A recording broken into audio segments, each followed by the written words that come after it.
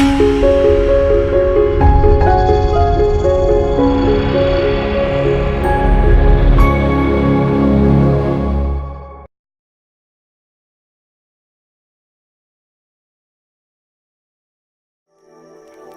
fifth and final thing we're going to learn is the pull-up sit. This is a great all-over body workout. So you need to stand behind your pole and both hands above your head in a double handshake grip. You then need to make sure your shoulders are back and down to lift your chest to meet your hands when you pull. Cross your thighs over and squeeze. And then prepare your shoulders back and down for your dismount.